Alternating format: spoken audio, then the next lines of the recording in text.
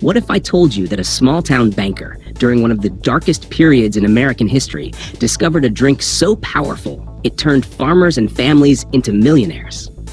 This isn't just about Coca-Cola. It's about vision, timing, and the kind of bold belief that can change lives. Welcome to the story of Quincy, Florida, the town that bet on Coca-Cola. In 1919, Coca-Cola officially went public. The IPO price? Just $40 a share. Doesn't sound like much today, but what if I told you that one $40 share, if held and reinvested in dividends, would be worth over $10 million today? $40 in 1919 is over $10,000 today with reinvested dividends. But that's not the real story. The real story begins in Quincy, Florida, and with a man named Mark "Pat" Monroe. Monroe wasn't a Wall Street tycoon. He was a small-town banker with a sharp eye. During the early 1900s, even as many Americans faced financial strain, he noticed something odd.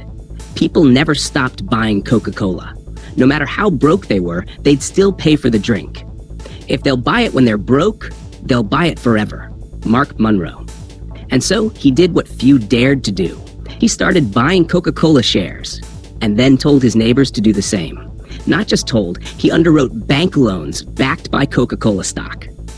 The 1920s boom was short-lived. By 1929, the stock market crashed.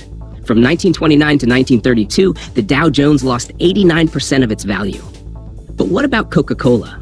Despite the chaos, Coca-Cola's sales dipped by only 2.3% in 1931, while unemployment neared 20%. The company had $6.5 million in cash and zero debt.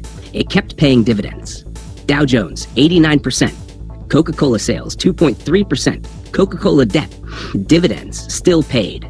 Monroe stayed firm, so did Quincy, and over time, that decision turned Quincy into one of the richest towns per capita in the United States. By the 1940s, the returns were extraordinary. 67 Coca-Cola millionaires emerged in a town of just a few thousand. Families who once struggled through the Depression were now financially independent because of one man's conviction.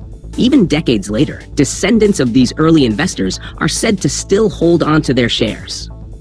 So, what can we learn from Quincy? Lesson 1. Pay attention to everyday behavior. Monroe noticed people kept buying Coke during tough times. Lesson 2. Invest long-term.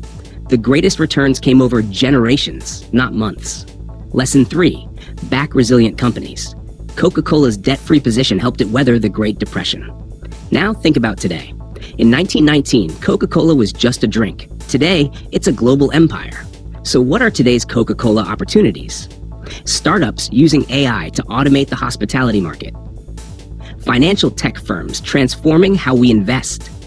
Platforms that now let ordinary investors get into early-stage companies, something that was illegal until 2016. If you had $40 in 1919, you could have built a fortune. If you have $100 today, what could that become in 30 years? The key isn't predicting the next Coca-Cola. It's having the courage to invest with vision, to be patient, and to believe, just like Monroe did. The future belongs to those who recognize value before the world does. From a soda bottle to a stock portfolio, from a banker's belief to a town of millionaires, this is the power of conviction. If you enjoyed this story, like, subscribe, and hit that bell for more powerful financial stories and real-life case studies. What do you think is the next Coca-Cola level investment today? Thanks for watching. Until next time, invest wisely.